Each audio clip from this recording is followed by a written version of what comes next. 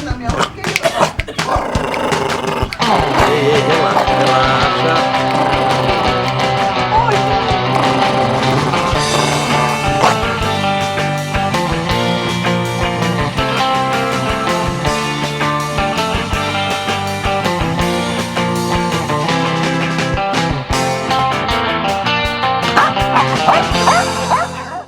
Queridas amigas, são sempre a maioria das nossas usuárias, amigas e amigos do STUM.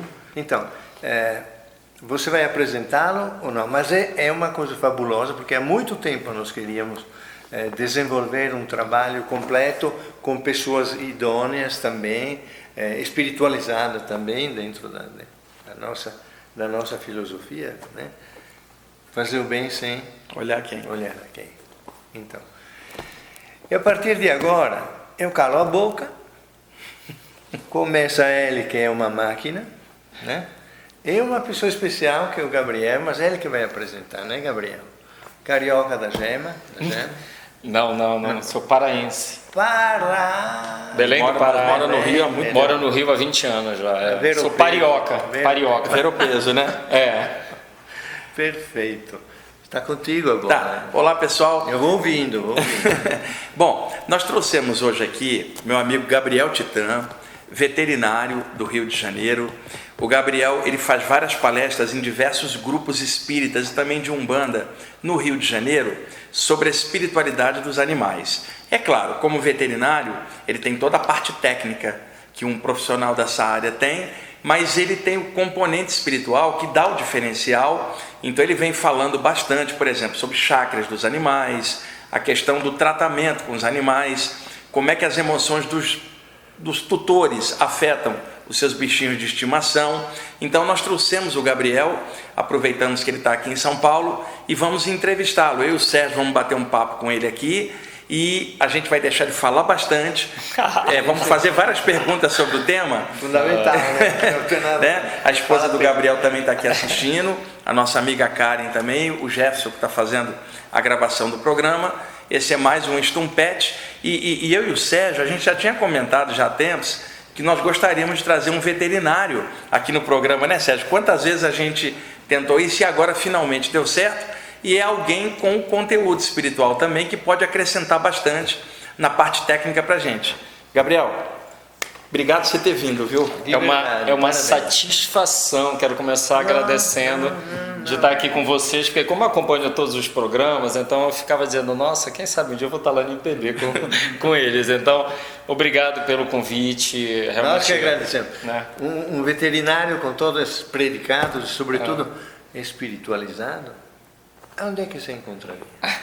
Ô Gabriel, vamos começar já para a gente ganhar bastante tempo e produzir bem. O universo seguinte, como é que você começou o lance, por exemplo, de fazer as palestras nos grupos espiritualistas do Rio?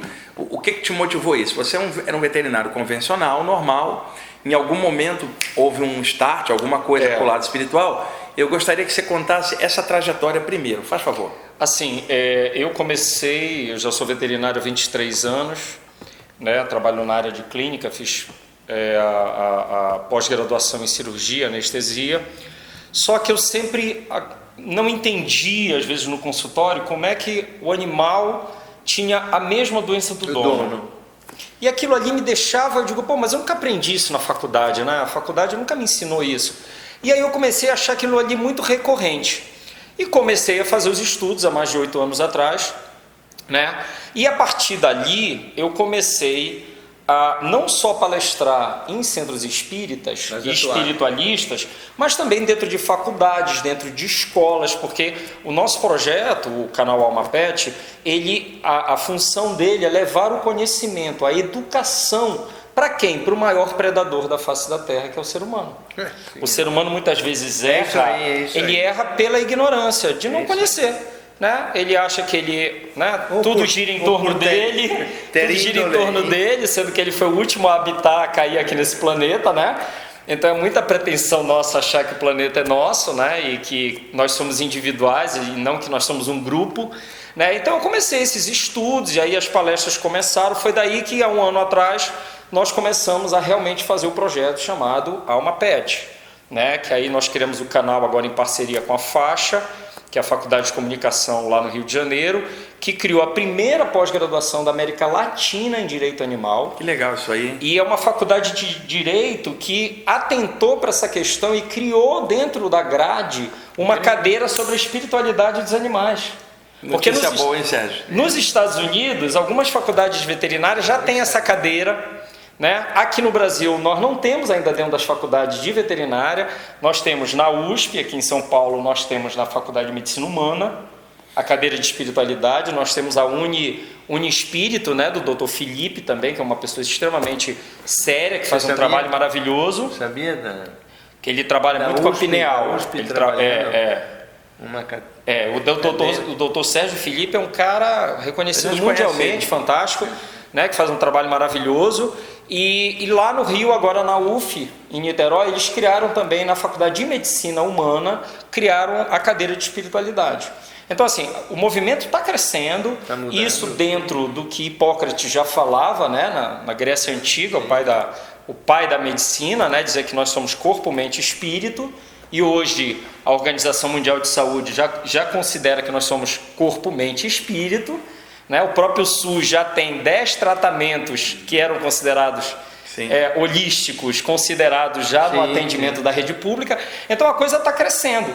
Então eu fui chamado para ser professor da pós-graduação, depois que o projeto começou a acontecer. O nosso objetivo é expandir essas palestras ou no viés científico ou no viés espiritualista, não importa. Onde tiver condição de aonde divulgar. As pessoas quiserem que nós entram em contato conosco, geralmente nas nossas palestras. Somos todos pode divulgar mais. Sim, nas nossas palestras, nós sempre que somos convidados, não existe nada que nos remunere com relação a isso. O que é que nós fazemos? Nós pedimos para que as pessoas, se puderem, levem 1 quilo de ração. Nós juntamos essa ração e doamos para instituições que cuidam de animais, para criar uma corrente do bem. Como a gente faz aqui no IPPB também, a gente arrecada ração, a gente tem um grupo que ajuda a manter um abrigo de cães também, que é uma forma de colaborar. Agora, Gabriel, o lance, isso que você estava falando, o animal adoecendo com a doença do seu dono, eu quero que você dê bastante ênfase em cima disso, que o animal está psicossomatizando. Como é que é esse lance energeticamente, essa simbiose? Vamos chamar assim, o dono, ou melhor, o tutor. E o seu bichinho de dono estimação. não, tutor. Isso, vamos lá. O que acontece é o seguinte, o que o ser humano ainda não atentou é que o animal vem para nos ensinar. Com certeza. Não somos nós, não é o contrário. Mudei pra cá. Nós somos tão pretensiosos que nós achamos que nós estamos aqui para educá-los. Não, eles que estão aqui para nos transformar. E foi feita uma pesquisa de um cientista alemão, ateu, que ele resolveu medir o padrão vibracional de um animal, né, doméstico.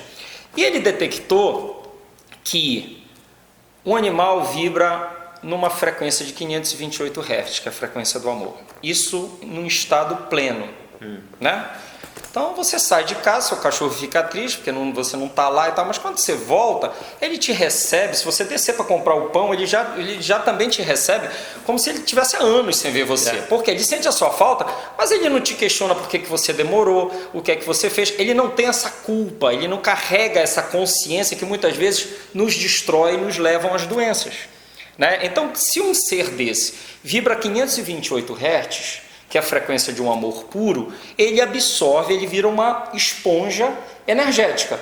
Então, nós que somos inteligentes, nós vibramos de 500 a 28 Hz a 25 Hz, que é o ódio, a raiva, o rancor, a vaidade, todas as mazelas do ser humano. E é aqui que nós ganhamos as nossas doenças. E quando ganhamos, dizemos, por que Deus fez isso comigo? Deus não fez nada, foi você, querido.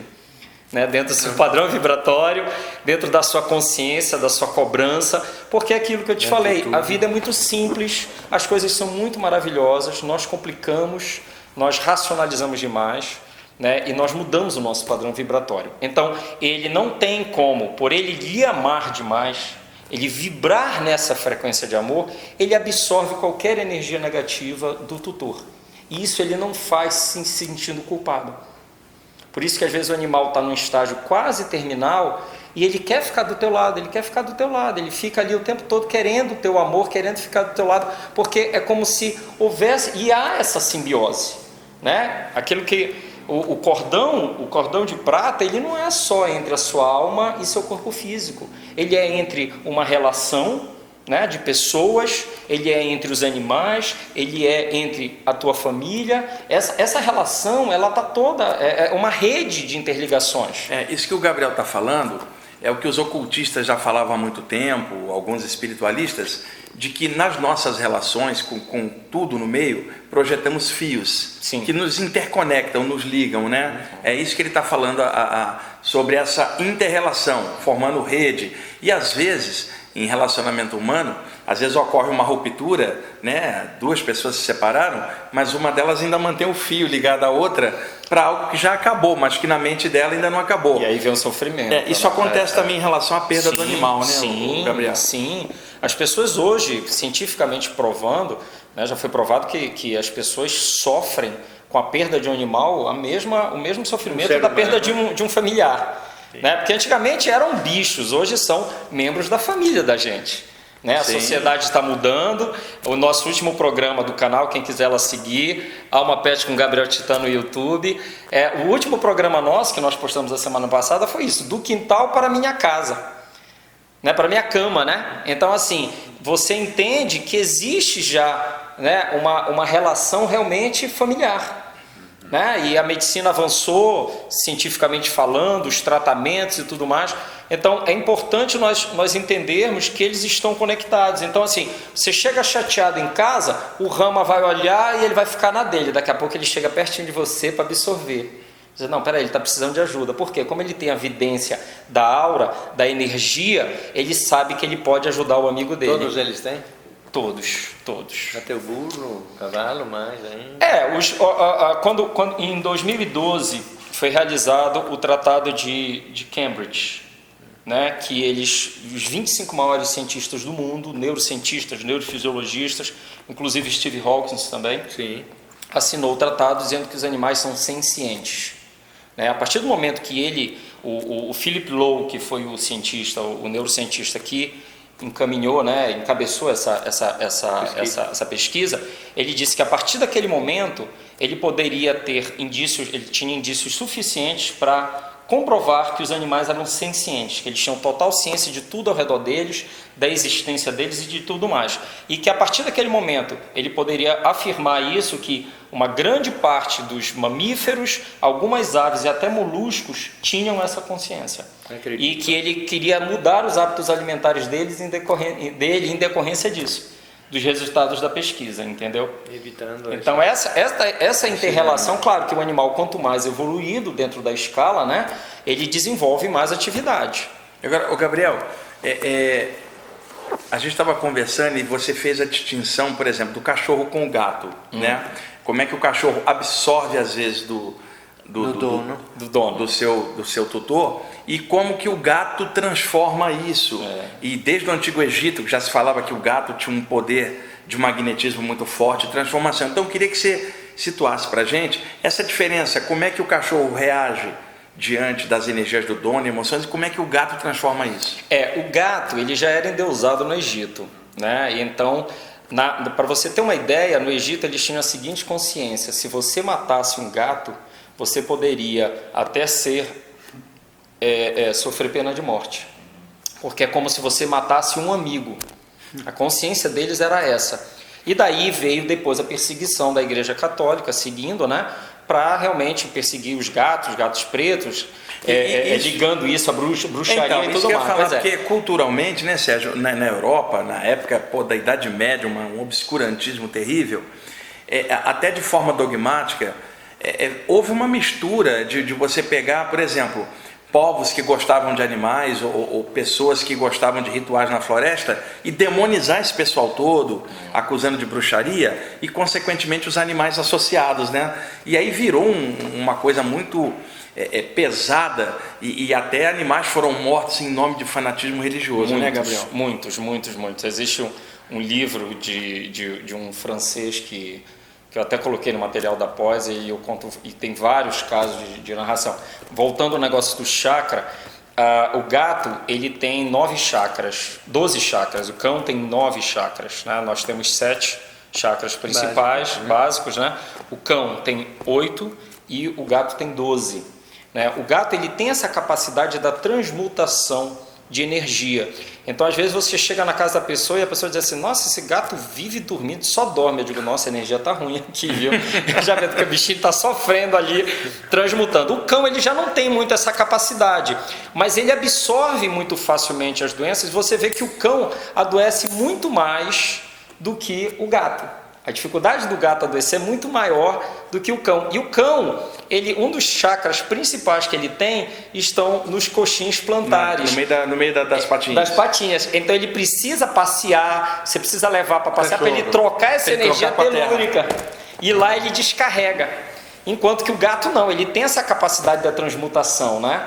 Por causa de características dele. É muito bacana você estudar isso. É aquilo que nós conversamos também, que o gato, o animal selvagem, tem os chakras básicos mais desenvolvidos, porque estão ligados à reprodução, à defesa, à fuga, instinto. Já os animais, quando vêm para o estágio de evolução doméstica, ele já desenvolve o quê? Sim. Os chakras ligados ao amor, ao sentimento, né? E nós, quando viemos para a nossa, tentamos desenvolver.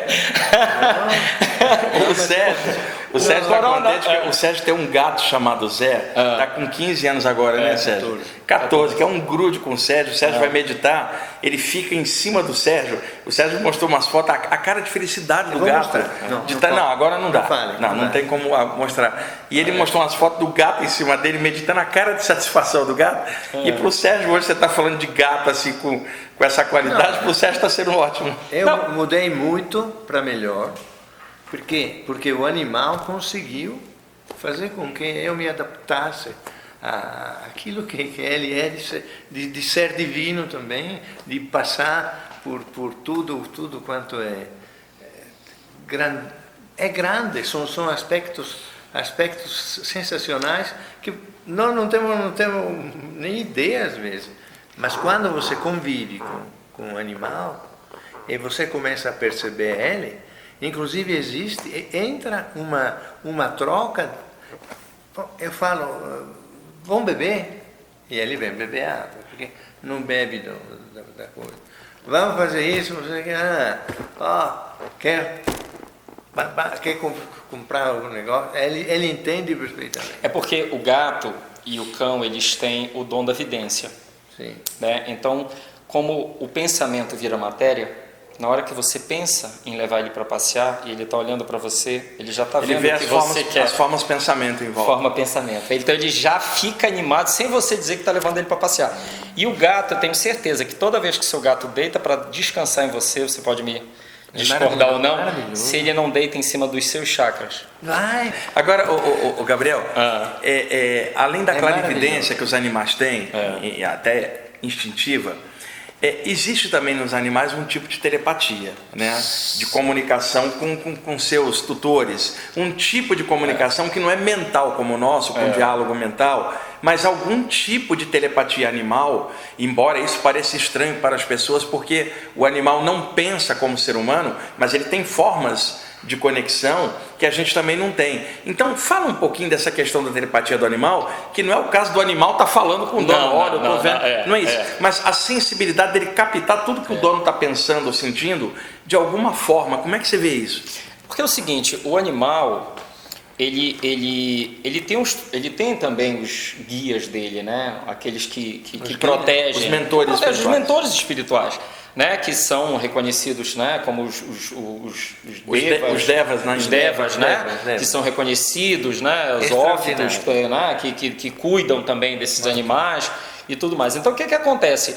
Eles têm os guardiões e são muito mais protegidos do que nós, né? Então existe uma intercomunicação entre os espíritos que cuidam deles e os espíritos que cuidam da gente, os nossos mentores, né? Por quê? Por similaridade, por, né, padrão vibratório, né? Então assim, por isso que muitas vezes eles nos surpreendem na questão das atitudes dele, né? Nós temos o caso que surpreendeu a comunidade científica da gorila Coco, né, que foi ensinada a linguagem de surdo e mudo, e ela aprendeu mais de 1000 palavras. Só que até então a comunidade científica achava que o animal ele tinha pensamento particionado. Ele entendia xixi, cocô, água, passear e não sei o que, papapá. Quando eles começaram a ensinar e conviver com a Coco virou para a comunidade, para os tratadores e disse assim: eu tenho vontade de morar na selva, voltar a morar na selva. Eu tenho vontade de ser mãe. Então ela começou a criar sentenças. E isso deixou a comunidade científica boquiaberta. Nunca vi. Não, eu vou te dizer um negócio que vai ficar mais surpreendente. Ela disse o seguinte: o ser humano é idiota. Isso concordo. Por quê? Porque está destruindo o ambiente onde ele vive. Então, para você ver, é um animal que não só tem inteligência, como tem a consciência de um todo. E ela aprendeu mais de 1000 palavras com gestos surdo e mudo. Caramba, e daí completava essas sentenças assim. Isso tem a Border Collie lá na Inglaterra, que aprendeu 1000, o tutor dela era um psicólogo aposentado, e o cara começou a treinar o cachorrinho. Ele reconhece 1000 brinquedos pelo nome. Ele diz: olha, eu quero o brinquedo tal. Ele fala, o cachorro vai lá no bolo de 1000 brinquedos e tira o brinquedo. Ele mostra a foto, o cachorro olha e vai lá pegar. Então, assim, o animal, ele precisa da educação, da tua dedicação enquanto tutor, para desenvolver o cérebro dele. Pega uma criança e não coloca na escola, o que vai acontecer com ela? Vai ser uma criança limitada. Né? O que nos ativa a nossa inteligência? É o estímulo do estudo. Então, quando você tira o teu tempo e se dedica ao seu animal, ele vai te surpreender. Agora, não, mas meu animal, coitado, não faz nada. Eu digo: como é que é a rotina? Não, eu ponho água, ponho ração, levo ele para dar um passeiozinho, jogo umas bolinhas, acabou. Aí como é que o animal vai desenvolver alguma comunicação com você? Não tem muita interação emocional. Não tem. Quando a Juliana vive falando com o nosso cachorro e bate papo, e ele chama ela, quando começa a escurecer, ele chama ela para frente da televisão, fica latindo para a televisão, porque ele quer ver o gatinho do sétimo guardião, ele convida. Converso muito com o Rama, o Sérgio conversa muito com o Zé, e outra, quem não tem um animal que mora junto, não tem como entender essa relação lúdica. Não tem. Né? Não tem como. Quando você tem um bichinho desse perto de você, é igual filho, você conversa. O Rama, eu dou passe nele com frequência. Ele adora, ele vira a barriguinha, eu dou vários passes nele, né? Eu estou fazendo um trabalhinho de energia meditando, ele senta do lado e entra na vibe também. Os animais em geral são muito sensíveis para a energia, principalmente o cachorro e o gato, que moram dentro da casa, né? Ô Gabriel, algumas pessoas trabalham muito, é claro, ficam o dia inteiro fora e às vezes tem o seu animal, deixa no apartamento ou na casa sozinho o dia inteiro. Sim. E aí volta, a pessoa está cansada naturalmente, toma um banho, come, vai ver TV, às vezes sai até com o animal um pouquinho, mas não tem muito tempo de interação. Você acha que uma pessoa nessas condições deve realmente ter um animal na casa dela, ou é melhor que ela não tenha, porque ela não tem como dar essa contrapartida emocional? O que você acha? É melhor ela ter um animal e deixar ele em casa sozinho, com pouca interação, porque ela não tem tempo, ou é melhor uma pessoa dessas ter mais responsabilidade e nem pegar um animal para não deixar essa defasagem acontecer? O que você acha? Eu acho que se ela não tem essa consciência de que o animal está ali para ajudá-la e para desenvolvê-lo, né? E apenas um bibelô, um brinquedo, né? Eu acho que ela realmente não está sendo tão consciente, ela está deixando de aproveitar a oportunidade. Quem sou eu para dizer que ela deve ter ou não ter o animal? Mas assim, eu acho que ela está tendo uma oportunidade nessa encarnação de ter um professor de amor, de caridade, de compaixão, perfeito, sabe, de interação, de exemplo, carinho infinito, né? Eles dão banho na gente. Com certeza, é amor incondicional. Aquilo que eu falei para vocês do padrão de 528, esse mesmo cientista, ele mensurou animais que vibravam a 1200 Hz de frequência. Isso é a frequência de um anjo. Então nós estamos perdendo em amor, em carinho, em dedicação para os animais. Existem estudos nos Estados Unidos que provam que algumas espécies de golfinhos são mais inteligentes do que nós, tá? Existe uma espécie de macaco chamado bonobo, que esse macaco, você sabe, o ser humano briga com o ser humano, né? O gorila, o chimpanzé briga com o chimpanzé. O bonobo não briga com outro bonobo. Ele respeita tanto a espécie dele que ele é incapaz de brigar. E o mais importante, ele não escolhe o líder do grupo como ele não escolhe como o mais forte, o mais poderoso, ele escolhe aquele que é o melhor, o mais amável, o mais querido por todos. Então, nesse quesito, eles estão acima da gente. Sim. Então, assim, você começa a ver os dados científicos. Eu não estou falando nem do espiritual. Eu não estou nem falando de espiritual, estou falando de científico. Para ver o quanto nós somos tão pequenos, tão ainda primitivos na frente de todos esses seres que são maravilhosos. Então, quem não tem um animal em casa ou não sabe interagir com ele, está perdendo essa oportunidade linda, maravilhosa. Gabriel, a gente estava conversando ontem e você falou uma coisa assim que eu acho fantástico. Para o animal que mora com a gente, nós somos os deuses dele. Sim. Então, fala um pouquinho disso. Por exemplo, o Rama, eu trago o Rama aqui para as palestras e os cursos, ele fica quietinho, ele fica de olho em mim o tempo inteiro. Assim, eu fiquei hipnotizado. Em casa eu estou sentado lendo algo, ou ele está junto, ou ele está de um cantinho, mas está... Como é que é isso? Olha, quando eu faço culto no lar com a Juliana em casa, o Joey vem, pula na cama, ele pode estar agitado, animadíssimo, ele pula na cama, deita e fica dormindo. Ele já sentiu, já sabe que aquela hora, aquele momento, vai ter o culto no lar, ele já vê a presença dos amigos espirituais e ele senta e fica deitado na cama, esperando o culto acabar. A gente coloca água para ele fluidificada para botar na vasilha dele. Então, assim, quando ele começa a entender, né, que ele fica assim, quem tem animal sabe, o teu animal escolheu você, ele fica assim o tempo todo. Ele quer ver como é que está a tua orelha, como é que está a tua boca, o que você está pensando. Ele fica te escaneando 24 horas, porque ele está buscando uma comunicação com você. E você está dando moral para Netflix, entendeu? Então ele está ali do lado, ele interage, ele vem, ele desenvolve, ele tenta desenvolver com você formas de comunicação. Nós é que achamos que a única comunicação é a falada. Então, se nós achamos que a única comunicação é a falada, então o deficiente auditivo está ferrado, né? Os peixes estão ferrados também, o morcego, que se comunicam todos por sonar. Então, existem milhões de formas de comunicação. Agora, você tem que estar apto a entender o que ele está querendo. Ele está querendo água, ele está querendo comida, porque eles desenvolvem uma linguagem bem específica disso. Por quê? Porque eles te veem como divindade. Então, enquanto você decepciona eles, isso é muito triste para eles. Então, algumas pessoas dizem às vezes que o animal não tem sentimento. É um absurdo isso. O animal sofre, o animal tem depressão. Nosso programa de amanhã vai ser sobre a depressão do animal, né? O quanto o animal sofre. E ao mesmo tempo, nós que vivemos na era de que a depressão é o maior mal do século, um dos maiores salvadores de depressão são os animais. Isso aí é fato. Adote um animal se você está com depressão. Isso, a presença do animal perto, ela traz um ganho emocional para as pessoas, que é uma coisa, só tendo um... Eu tive um amigo esses 3 meses atrás que estava com depressão. Eu digo, adota um cachorro. Ele adotou, agora ele diz, ai meu Deus, o bicho faz o que quer da minha vida. Eu nunca suportei cachorro na cama, eu sempre critiquei minha amiga porque tinha cachorro na cama, e agora eu não sei dormir sem ele na minha cama, e todo mundo diz, que legal, né? Bacana isso, e tá feliz da vida, porque não tem como você se render ao amor incondicional. Ô Gabriel, eu queria que você falasse também, sem citar marcas, né? Sobre a questão das rações. Sim.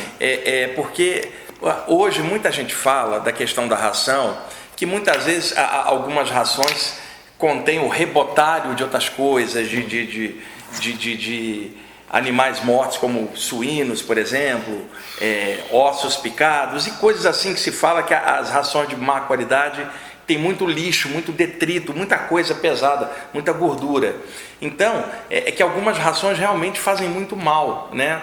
Então, eu queria que você falasse isso. Por exemplo, uma ração de boa qualidade, ela é balanceada. Uma ração de má qualidade, por exemplo, tem muita gordura, muita sujeira. Sim. Eu queria que você falasse, sem citar marcas, é claro, sobre essas rações ruins, o que tem, e as rações balanceadas, embora um pouco mais caras, mas o benefício que ela causa para o animal. Na verdade, o cão e o gato, eles têm uma necessidade, como nós temos, de balancear a alimentação. Quando você pega uma empresa séria, que faz um estudo e faz um balanceamento nesse nesse alimento, você tem um diferencial de saúde para o animal, de pelo, né? Da mesma forma que se você, eu quero que meu animal coma comida caseira e você tem condições de comprar e ter um nutricionista veterinário por trás fazendo um trabalho sério em cima daquela nutrição e faz a caseira, também maravilhoso. O que acontece com as rações que não tem esse compromisso de qualidade é que elas acabam tendo muita gordura e, consequentemente, elas são mais palatáveis, e aí todo mundo diz assim, mas o meu cachorro adora essa ração. Digo, mas essa ração que você está dando para ele é aquele sanduíche cheio de gordura que você come, né, no fast food da vida, mas que não vai te alimentar, né? Vai matar a tua fome, mas não vai te nutrir, né? Então existe uma diferença entre se alimentar e se nutrir, né? Então, assim, o que eu digo para as pessoas, tem animais que têm intolerâncias a algumas coisas, alergias, aí nós encaminhamos, né, para um nutricionista para tentar descobrir qual é. Porque eu tenho uma teoria, não só as crianças estão vindo como índigo, blues e cristais, como os animais também estão vindo mais evoluídos, né? Então essas coisas todas estão tendo um reflexo gigante na alimentação. Agora, nós também não podemos chegar e querer que o seu cachorro vire vegano. Ele precisa de carne, claro. Né? O gato, se você não der carne, ele morre, porque ele tem uma série de necessidades diferenciadas de nós. Né? Nós já buscamos, nós temos uma consciência, nós temos hoje a nutrição que em 30 anos evoluiu muito, trazendo milhões de possibilidades de estudo, de troca, de substituição de alimento. Né? Mas o animais não tem isso.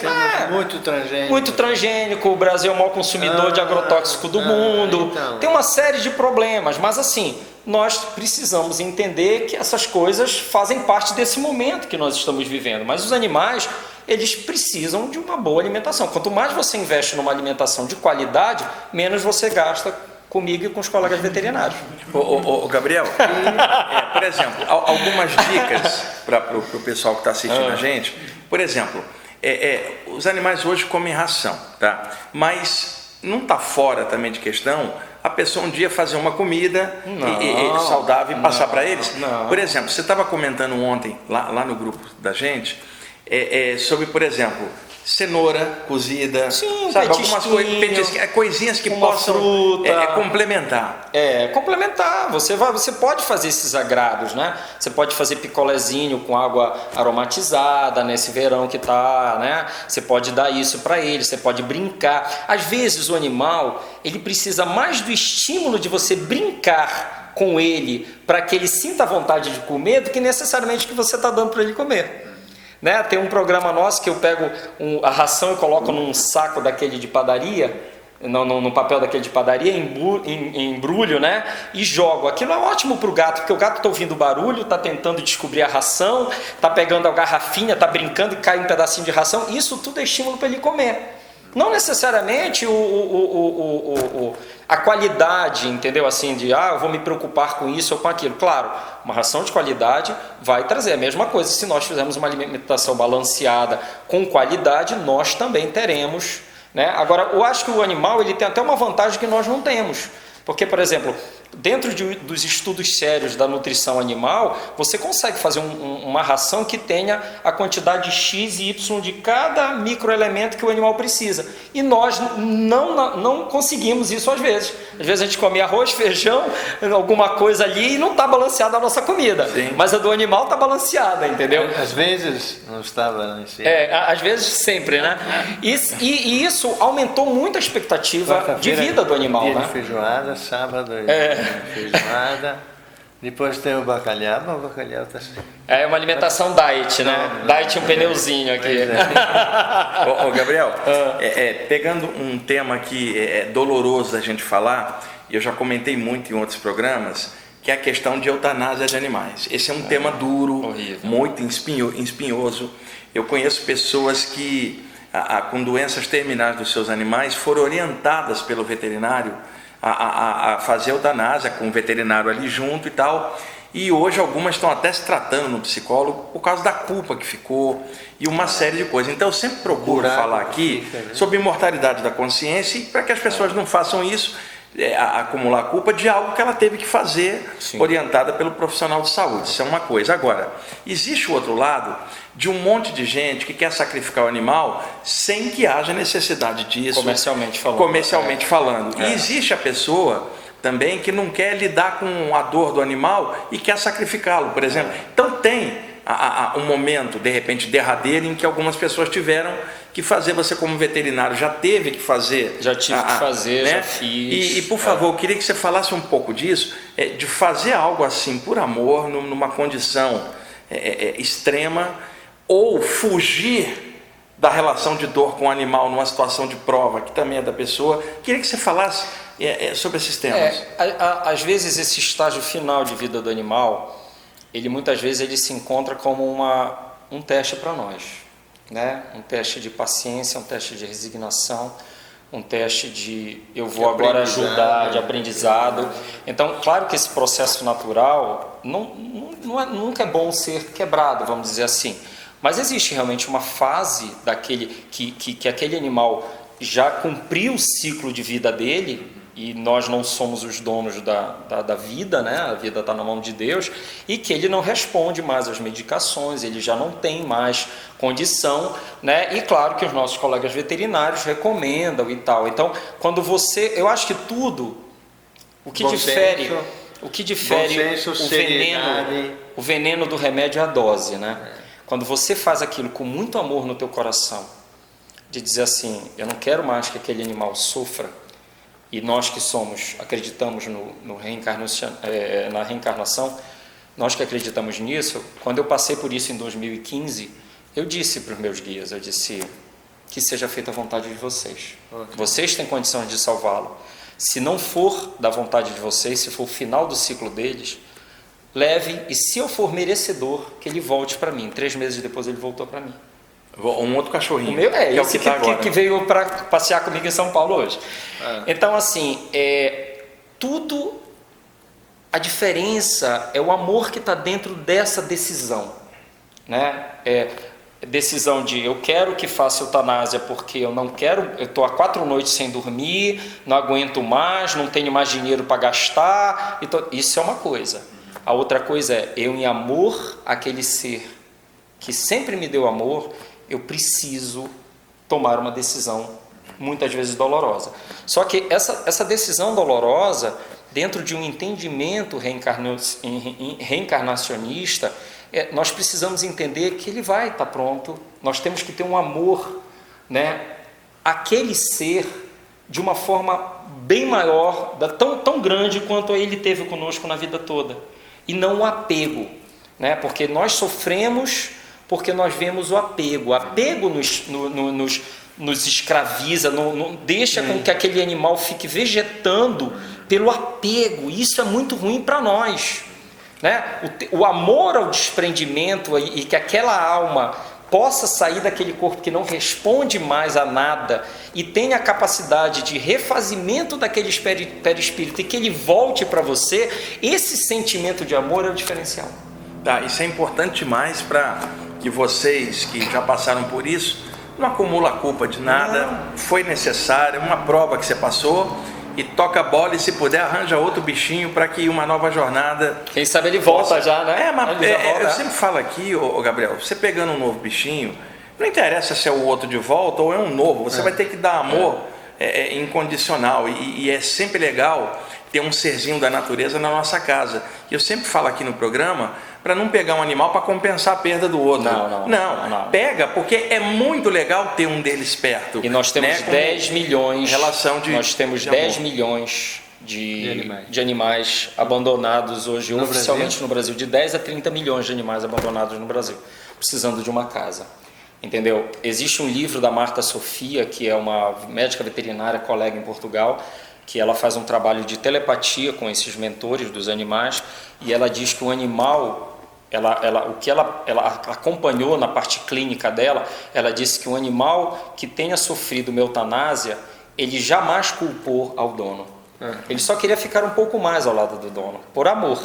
Entendeu? Então isso é muito importante as pessoas entenderem. Ele só quer ficar um pouco mais, que ele possa com você, mas ele jamais vai te culpar, porque ele sabe que esse sentimento, ele consegue ver essa energia de amor, de se despedir, o respeito de você estar ali, e não chegar e dizer, doutor, olha, é o seguinte, leva e faz, entendeu? Às vezes isso, o animal sente mais isso do que o desenlace. Ô Gabriel, calculo que você como veterinário, dando plantão, aqui e ali, que você tenha que lidar com pessoas totalmente desequilibradas que chegam lá com o animal e quer que você faça um milagre, ou quer que você sacrifique, ou você olhando claramente, você vê que a doença do animal causada pelo dono de alguma forma. Na hora quando entra na sala. Como é que é isso? Essa interação? Por exemplo, a gente conversando com alguns médicos pediatras, eles falam que boa parte dos problemas dos filhos está nos pais, na relação com as crianças. A mesma coisa com os animais, né? Eu digo que nós estudamos veterinário, mas nós não estudamos psicologia, né? Porque realmente os problemas estão nos donos. Né? Eu acompanhei um caso, para você te dar um exemplo dessa simbiose, eu acompanhei um caso de um animal que adquiriu psoríase, que é uma doença autoimune, que o dono tinha psoríase, o animal adquiriu, e aí toda vez que o animal entrava em crise, o proprietário melhorava, o tutor melhorava, toda vez que o tutor piorava, o animal melhorava, existia uma simbiose entre eles. Né? E assim, na clínica, se eu vejo que existe alguma coisa relacionada a isso, eu tento fazer uma abordagem, dizer, olha, procura fazer um floral, né, no seu marido, no seu filho, uma homeopatia e tal, porque às vezes ele diz, esse cachorro é hiperativo, o que é que eu faço? Eu digo, quem dos dois é hiperativo? Ela disse, meu marido. Eu digo, então trata seu marido que o cachorro melhora. Né? Porque ele cria essa sinergia com o dono, porque é nele que ele escolheu como ser dono, ele vai absorver o mesmo padrão. O meu cachorro, quando brinca comigo, ele tem uma brincadeira totalmente diferente do que quando ele brinca com a minha mulher. Com ela ele deita no colo, ele dorme, nunca ele deita no meu colo e dorme. Nunca, porque ele sabe que a minha energia é 220. Cachorro. 220, ela não, é zen, entendeu? Eu sou zen paciência, entendeu? Então, ele consegue acompanhar essa troca. O Sérgio quer te fazer perguntas sobre floral e homeopatia, né, Sérgio? Sérgio. É excelente, não é invasivo, não tem contraindicações. Não. Funciona Sim. muito bem. Tem florais de tudo quanto tipo, tem florais fortíssimos, caríssimos, são da Califórnia e da Austrália. Mas é tão caro que eu parei de fazer floral. Ô Gabriel, o floral para animal, ele tem uma eficácia realmente? Sim, mas não como uma medicação alopática, né? Ele leva um tempo para funcionar, mas ele, claro, que funciona. A energia da planta, né? Ela começa a trabalhar toda a energia, né? O corpo energético do animal e modifica sim.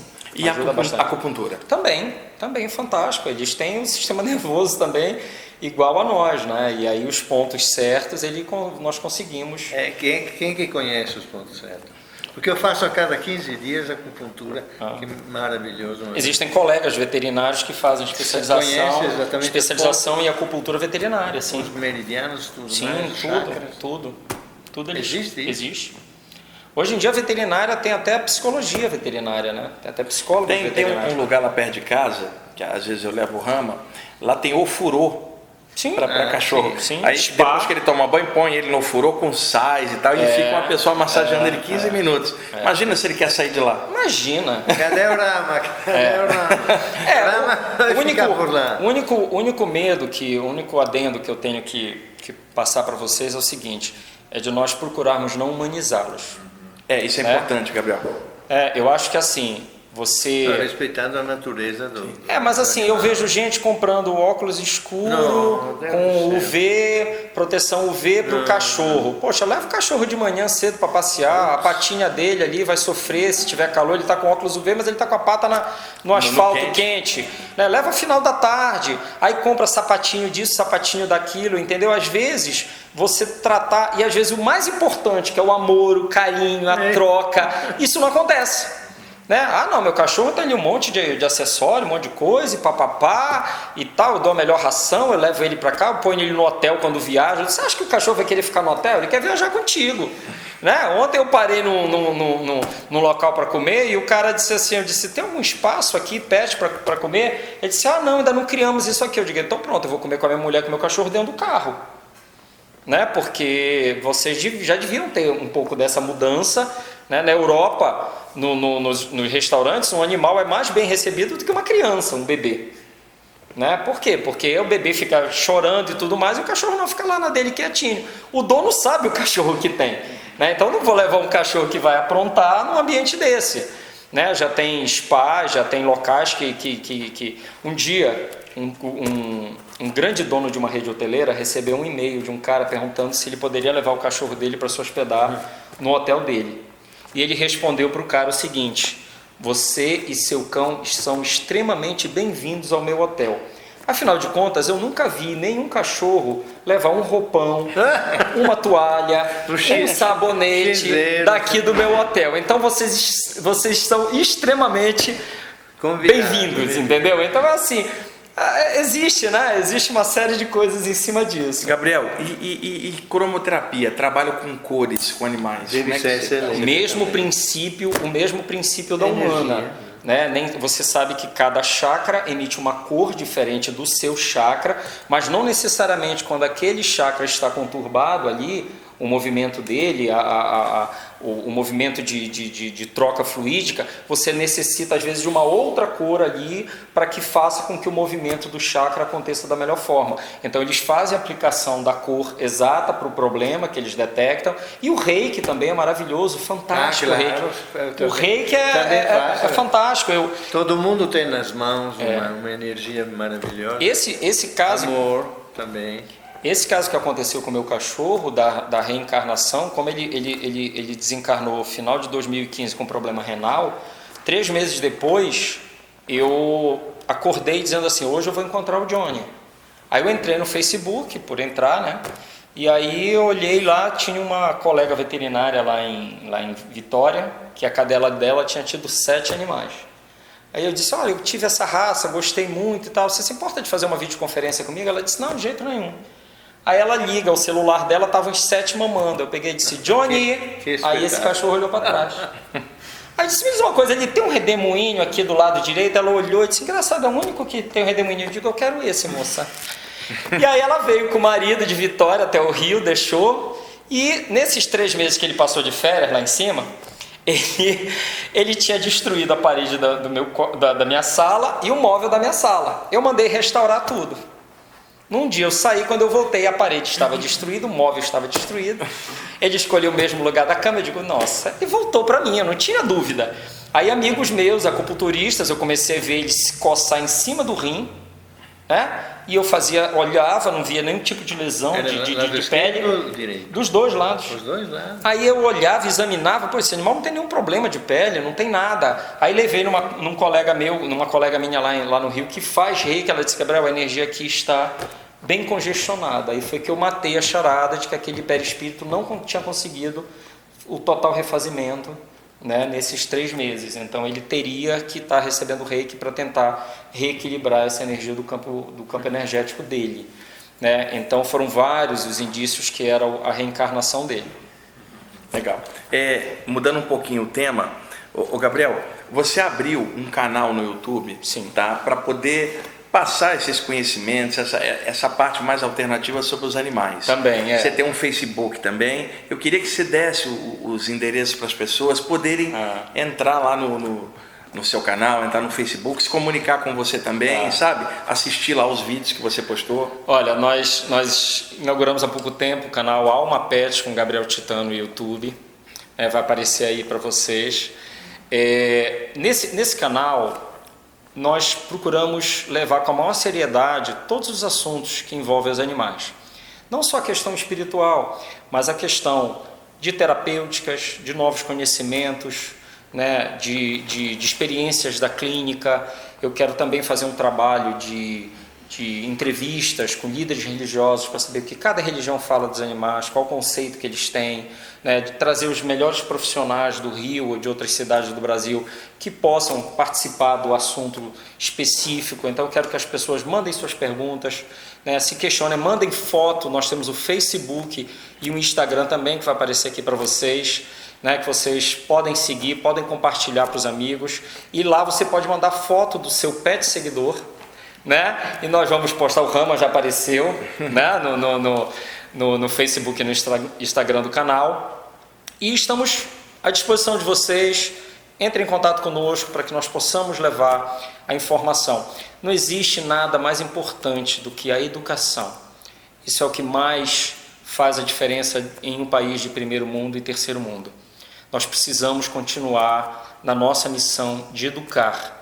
Nós estamos aqui para educar. Ninguém está criando nada para falar brincadeira e tudo mais. Nós estamos aqui para levar o assunto sério, né? Orientar vocês, tirar as dúvidas. O que nós não soubermos, nós vamos procurar os melhores profissionais para orientar vocês. É um canal realmente no sentido pleno da palavra, para que nós possamos realmente aprendermos, ensinarmos, né, e trocarmos essa ideia sobre o mundo animal, porque é um universo extremamente gigantesco, cada vez mais, né, as pessoas querem e necessitam, e eu tenho certeza que quanto mais você aprender com o seu animal, mais você vai evoluir e ajudá-lo na evolução também. Gabriel, você mora no Rio, tá? Sim. Lá você vai a diversos grupos como convidado para fazer palestras abertas. Sim. Alguém está assistindo a gente lá do Rio, de um grupo, quiser convidar você para fazer uma palestra, você vai, né? Sim, nós vamos viabilizar, né, ver como é que nós vamos conseguir na agenda, né? Eu tenho meus plantões, a minha vida como médico, vamos tentar organizar isso e vamos com o maior prazer. Aí as pessoas entram em contato lá, pelos manda pelo dele, Face, manda pelo canal, Instagram, tá? Procurando pelo Gabriel ou a Juliana, nós vamos responder vocês com o maior carinho, maior amor, e vamos até vocês tentar trocar essa ideia. O Gabriel me deu um livro de presente. Eu conheci o Gabriel no Rio de Janeiro, quando eu fui fazer uma palestra lá num grupo espírita do bairro do Recreio dos Bandeirantes, que é o NEAN. Inclusive agora em abril estarei indo lá novamente. E aí conheci o Gabriel dele, a esposa dele lá também, e depois o Gabriel me deu esse livro aqui, gente. Olha, eu adorei, chama-se Animais e Sociedade, no Brasil do século XVI a XIX, da Ana Lúcia Campora. Animais e Sociedade. É um livro que conta como é que os portugueses introduziram diversos animais que não eram nativos aqui do Brasil na nossa sociedade. Vaca, cavalo, gato, para cá, que aqui tinha uns índios, tinha arara, tinha um monte de coisa. Mas como é que esses animais foram introduzidos do século XVI até o século XIX? É um livro que faz esse histórico muito bom. Muito bom. O livro tem um site aqui, porque não é fácil achar em livraria. Vocês podem entrar no endereço animaisesociedadenobrasil.com. Tudo juntinho, tá? animaisesociedadenobrasil.com. Você pode botar esse link também com o título do livro na descrição, Gerson? O livro é excelente. Comenta um pouquinho sobre ele pra gente. Eu ganhei esse livro do professor Marcelo Turra, que é o coordenador da pós-graduação em Direito Animal lá do Rio. E ele disse: olha, Gabriel, você aqui é uma grande colega nossa que fez esse trabalho de levantamento histórico. E assim, nós até nem tínhamos, eu não tinha nem tanto conhecimento como é que tinha sido todo esse processo evolutivo, né, histórico dos animais aqui no Brasil. Me surpreendeu muito esse livro, né, por todos os dados e a precisão. Ele ali vai descrevendo, né, detalhes por detalhes, ano por ano. Então, assim, é um registro histórico maravilhoso, porque muitas vezes nós temos noção totalmente errada, saber que enquanto estavam vindo vacas, e a partir de 1533 estavam vindo vacas, cavalos, né, esses animais para o Brasil, galinha que o imperador adorava, né, e vinham para o Brasil, nós estávamos exportando índios e araras, que eram vassalos, serviçais, né, nas famílias burguesas europeias. Era chique você ter penas de arara, né, e ter um índio ali como seu vassalo. Então, ainda bem que nós evoluímos naquela época você achava que índio não tinha alma, né? Não é? Porque o índio, se você for ver a parte histórica, por exemplo, os índios ali da região do Peru, né, como é que o português e no caso deles os espanhóis, eles fizeram, eles levavam, isso eu aprendi lá em Machu Picchu, eles levavam espelhos e mostravam para os índios, diziam, olha, sua alma está presa aqui, e aí colocavam o espelho lá no fundo da igreja para que os índios tivessem a curiosidade de ir visitar a alma deles. E dessa forma, como eles eram muito subservientes aos espanhos, e os espanhóis, o segundo maior né? foi o que aconteceu Montezuma, no Peru. Né? Só perde, eu acho que para Hitler, né? O genocídio que foi realizado na história. No Peru foi o que? Foi o Pizarro, não é isso? Foi Pizarro que fez, o espanhol, né? Então, assim, ele dizimou, né, o povo de lá, né? Mas aí, como o índio tinha aquela coisa do escambo, de troca pedra por coisinhas e decorativas e tal, eles tinham esse domínio maior com o índio, né? E há 300 anos atrás, nem a mulher tinha alma. Na verdade, né? O negro não tinha alma. Então, assim, por causa do concílio que foi realizado, a mulher começou a ter alma por causa de um voto de diferença, porque senão até hoje não teria. Então, assim, graças a Deus, a passos muito lentos, como Chico Xavier sempre falou, que a humanidade está avançando, mas em passos muito lentos, a sociedade tem crescido, né? Aquilo que você sempre fala, e eu concordo contigo, o mundo não está mais o caos que era antigamente. Eu acho que melhorou Existe muito. existe uma evolução sim, principalmente se você começa a se conectar com o que há de melhor. Você tem possibilidade na sua vida de ter dentro do teu ciclo de amizades pessoas que têm o mesmo padrão vibratório que você. E pessoas que não vão te trazer problema.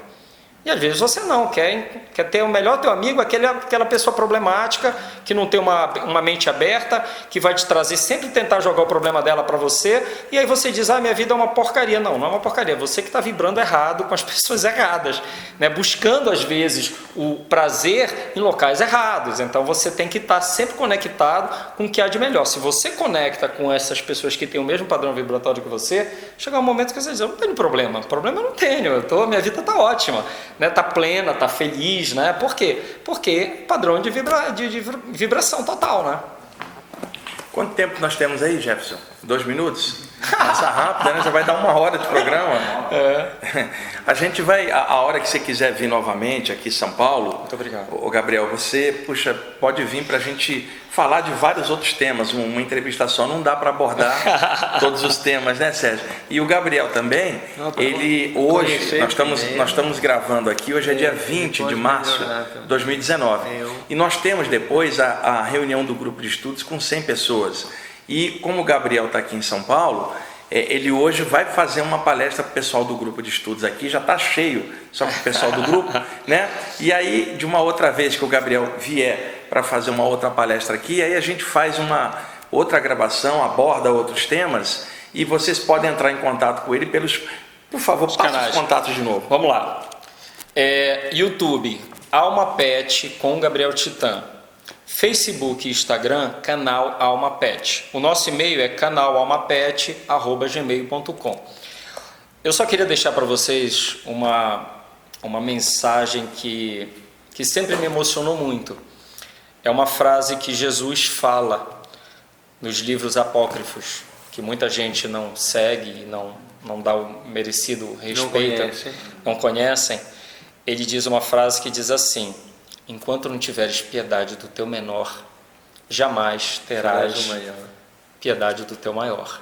Então façamos por esses irmãos menores que tanto precisam da nossa ajuda. Sejamos mais humanos. Se nós queremos ser reconhecidos como seres humanos, sejamos humanos.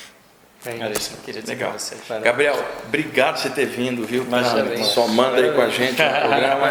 Obrigado. E pessoal, nós vamos trazer o Gabriel de uma outra vez para falar de outros temas. Manda as perguntas, né? Aprofundar. E outra coisa, o Gabriel, ele tem também todo um embasamento técnico, científico, ele abre o computador e tem dados. É que eu falei assim, Gabriel, é melhor a gente bater um papo mais informal do que mostrar dados, né? Porque eu acho mais importante esse lado humano da gente interagir com as pessoas, com a parte positiva em relação aos bichinhos de estimação. Deixar a emoção vir à tona, né? Deixar do que a gente pegar dados técnicos que são importantes para quem está numa área como a sua, ou quem queira pesquisar. Mas a gente está falando aqui em aberto, para pessoas, muitas que perderam o bichinho, ou como lidar melhor com isso, que a proposta do programa é principalmente falar de mortalidade da consciência dos animais, falar de atitudes positivas em relação aos animais, e tudo isso sem doutrinação, sem ficar enchendo o saco do outro que tem uma opção diferente, sem ficar dando palpite na alimentação do outro. Cada um faz a sua, dentro da responsabilidade do que tem, porque senão a gente se torna chato. Às vezes, por um motivo bom, a gente se torna carrasco do outro que pensa diferente, ou às vezes é muito chato na abordagem das coisas. Eu tenho um amigo que é vegano, né? E ele tem canal no YouTube também, o Flávio.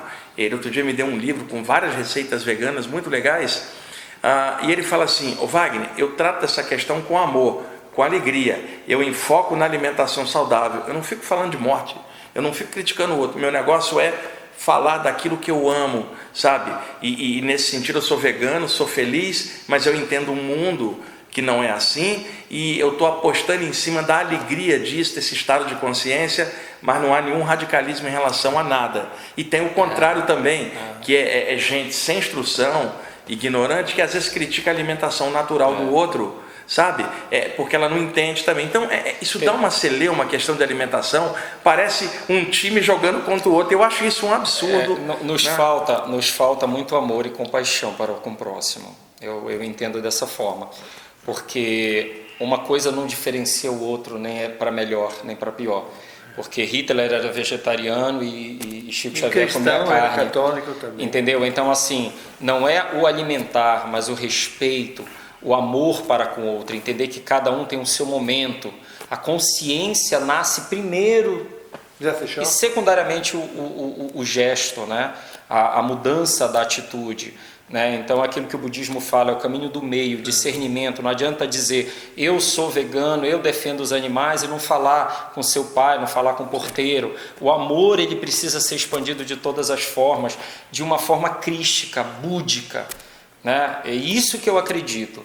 Não adianta você levantar uma bandeira e errar numa coisa tão primária quanto a outra. É a mesma pessoa que segue a doutrina e segue aquilo a passos rígidos e não abre o amor e a compaixão e o respeito a todos os outros. Só para concluir, gente, eu inclusive, eu falava isso também, e é claro, isso corre já há bastante tempo, de que o Hitler seria vegetariano, e duas pessoas que estudam bem essa parte me corrigiram e estavam certas. Uma fase da vida dele, né? O Hitler, ele gostava de algumas aves, que ele comia assada, e o Hitler não era vegetariano, mas ele evitava comer determinadas coisas, ele não consumia álcool, ele tinha uma disciplina dele, agora um terror, mas ele era disciplinado. Então, a alimentação dele também era mais, ele não era totalmente vegetariano, mas ele evitava um monte de coisa. E detalhe, por recomendação médica, ele passou o Hitler era cristão, por incrível que pareça, e outra, adorava cachorro. Pois é.